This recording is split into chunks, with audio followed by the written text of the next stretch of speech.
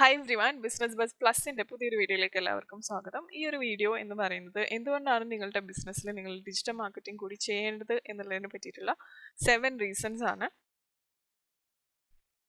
നിങ്ങൾ ഓൾറെഡി നിങ്ങളുടെ ബിസിനസ്സിന് വേണ്ടിയിട്ട് ട്രഡീഷണൽ ആയിട്ടുള്ള മാർക്കറ്റിംഗ് ആക്ടിവിറ്റീസ് ചിലപ്പോൾ ചെയ്യുന്നുണ്ടാവും.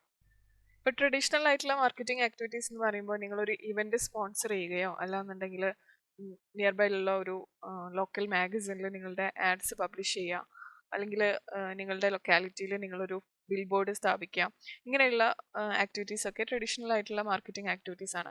പക്ഷേ ഡിജിറ്റൽ മാർക്കറ്റിംഗ് എന്ന് പറയുന്നത് നിങ്ങൾ ഇന്റർനെറ്റിന്റെയും ഇലക്ട്രോണിക് ഡിവൈസസിന്റെയും സാധ്യതകൾ ഉപയോഗിച്ചുകൊണ്ട് നിങ്ങളുടെ ബിസിനസ്സിനെ മാർക്കറ്റ് ചെയ്യുന്ന അല്ലെങ്കിൽ പ്രൊമോട്ട് ചെയ്യുന്ന ഒരു രീതിയാണ്. ഇപ്പോൾ ഡിജിറ്റൽ മാർക്കറ്റിംഗ് ചെയ്യാനായിട്ട് പല ഓപ്ഷൻസ് ഉണ്ട്.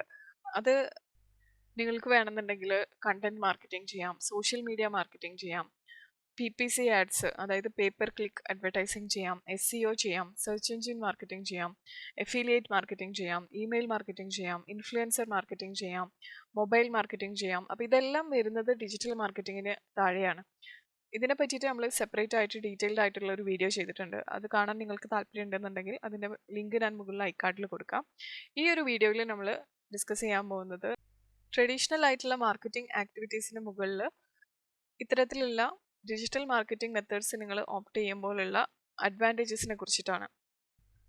ഇതിൻ്റെ ആദ്യത്തെ അഡ്വാൻറ്റേജ് എന്ന് പറയുന്നത് ഗ്ലോബൽ റീച്ച് തന്നെയാണ്. അതായത് ട്രഡീഷണൽ ആയിട്ടുള്ള മാർക്കറ്റിംഗ് ആക്ടിവിറ്റീസ് നിങ്ങൾക്ക് ലിമിറ്റഡ് ആയിട്ടുള്ള ഓഡിയൻസിലേക്കാണ് എത്തിക്കാനായിട്ട് സാധിക്കുക.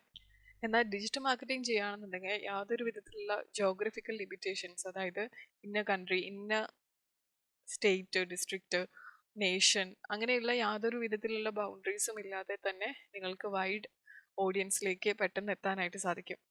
ലോകമെമ്പാടുമുള്ള നിങ്ങളുടെ പൊട്ടൻഷ്യൽ കസ്റ്റമേഴ്സ് ആവാൻ സാധ്യതയുള്ള ആളുകളിലേക്ക് നിങ്ങൾക്ക് ഓൺലൈൻ ചാനൽസ് മുഖാന്തരം റീച്ച് ഔട്ട് ചെയ്യാനും പുതിയ പുതിയ മാർക്കറ്റുകളിലേക്ക് എൻ്റർ ചെയ്യാനും വ്യത്യസ്തമായ ലൊക്കേഷനിലുള്ള ഓഡിയൻസിലേക്ക് നിങ്ങളുടെ പ്രൊഡക്ട്സിൻ്റെ അല്ലെങ്കിൽ സർവീസസിൻ്റെ ഇൻഫർമേഷൻ എത്തിക്കാനും നിങ്ങൾക്ക് ഡിജിറ്റൽ മാർക്കറ്റിംഗ് വഴി സാധിക്കും എന്നുള്ളത് തന്നെയാണ് ഫസ്റ്റ് റീസൺ വരുന്നത്. രണ്ടാമത്തെ റീസൺ ആണ് കോസ്റ്റ് എഫക്റ്റീവ്നെസ്. അതായത് ഡിജിറ്റൽ മാർക്കറ്റിംഗ് ചെയ്യുന്ന സമയത്ത് നിങ്ങൾക്ക് ലിമിറ്റഡ് ആയിട്ടുള്ള ബഡ്ജറ്റിൽ തന്നെ ഒത്തിരി ആളുകളിലേക്ക് നിങ്ങളുടെ ബിസിനസ്സിൻ്റെ ഡീറ്റെയിൽസ് എത്തിക്കാനായിട്ട് സാധിക്കും. ട്രഡീഷണൽ ആയിട്ടുള്ള TV അല്ലെങ്കിൽ പ്രിൻ്റ് ആഡ്സ് ഒക്കെ പോലെയുള്ള മെത്തേഡുകൾ ഉപയോഗിച്ചിട്ട് ചെയ്യുന്നതിനേക്കാളും ഒത്തിരി കോസ്റ്റ് എഫക്റ്റീവ് ആയിട്ട് നിങ്ങൾക്ക് ഡിജിറ്റൽ മാർക്കറ്റിംഗ് ചെയ്യാനായിട്ട് സാധിക്കും എന്നുള്ളതാണ് ഇതിൻ്റെ ഏറ്റവും വലിയൊരു പ്രത്യേകത വരുന്നത്.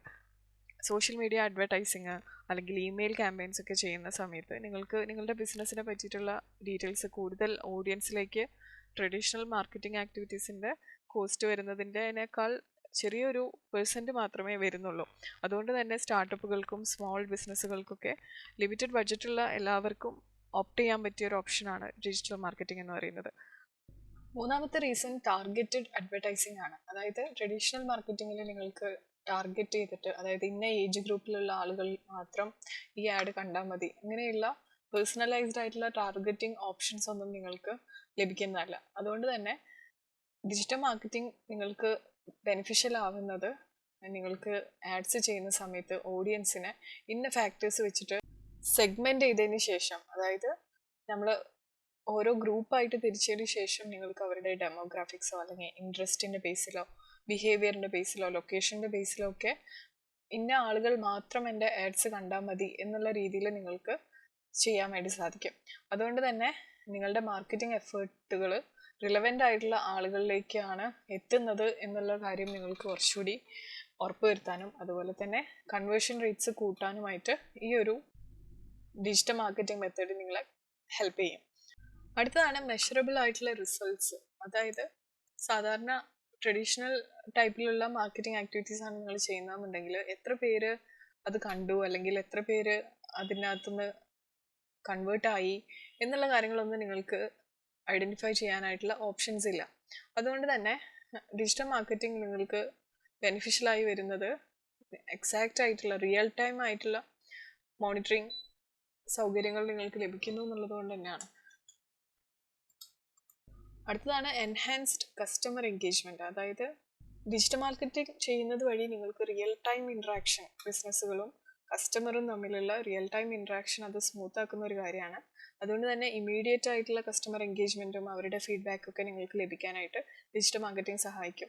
സോഷ്യൽ മീഡിയ പ്ലാറ്റ്ഫോംസ് പെർട്ടിക്കുലർലി എടുക്കുകയാണെന്നുണ്ടെങ്കിൽ ഡയറക്റ്റായിട്ട് നിങ്ങൾക്ക് കസ്റ്റമേഴ്സായിട്ട് ഡയറക്റ്റ് കമ്മ്യൂണിക്കേഷൻ പോസിബിൾ ആക്കുന്ന ഒരു കാര്യമാണ്. അതുപോലെ തന്നെ ബ്രാൻഡുകൾക്ക് അവർക്ക് വരുന്ന എൻക്വയറീസൊക്കെ റെസ്പോണ്ട് ചെയ്യാനായിട്ട് അലോ ചെയ്യുന്നൊരു സംഗതിയാണ്.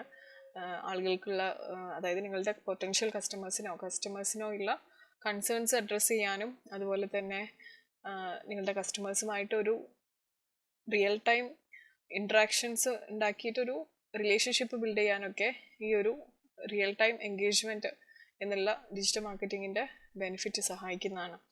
അടുത്തതാണ് ഫ്ലെക്സിബിലിറ്റി ആൻഡ് അഡാപ്റ്റബിലിറ്റി എന്ന് പറയുന്നത്. അതായത് നിങ്ങൾക്കൊരു ഗിവൻ ടൈമിൽ നിങ്ങളുടെ ഡിജിറ്റൽ മാർക്കറ്റിംഗ് എഫേർട്സ് ഒന്നും ഹെൽപ്ഫുൾ ആവുന്നില്ല എന്ന് കാണുന്നുണ്ടെന്നുണ്ടെങ്കിൽ റിയൽ ടൈം ആയിട്ട് നിങ്ങൾക്കൊരു ഡിസിഷൻ എടുത്തിട്ട് അത് വേണ്ട രീതിയിൽ തന്നെ സ്ട്രാറ്റജി മാറ്റാനും എഫക്റ്റീവ് ആവുന്ന രീതിയിലേക്ക് അത് കൊണ്ടുവരാനായിട്ട് നിങ്ങളെ ഹെൽപ്പ് ചെയ്യുന്ന ഒരു കാര്യമാണ്. അടുത്തതാണ് കോമ്പറ്റേറ്റീവ് അഡ്വാൻറ്റേജ്. അതായത് നിങ്ങളുടെ കോമ്പറ്റീറ്റേഴ്സ് മേ ബി ഡിജിറ്റൽ മാർക്കറ്റിങ്ങിൻ്റെ സാധ്യതകൾ വേണ്ട രീതിയിൽ ഉപയോഗിക്കുന്നില്ല എന്ന് നിങ്ങൾക്ക് കാണുകയാണെന്നുണ്ടെങ്കിൽ നിങ്ങൾക്ക് അത് ഏറ്റവും പ്രോപ്പറായ രീതിയിൽ എന്ന് തോന്നുന്ന ഒരു സ്ട്രാറ്റജി നിങ്ങൾക്ക് ഫോളോ ചെയ്തിട്ട് ഒരു കോമ്പറ്റേറ്റീവ് അഡ്വാൻറ്റേജ് ഉണ്ടാക്കിയെടുക്കാനായിട്ട് ഹെൽപ്പ് ചെയ്യും.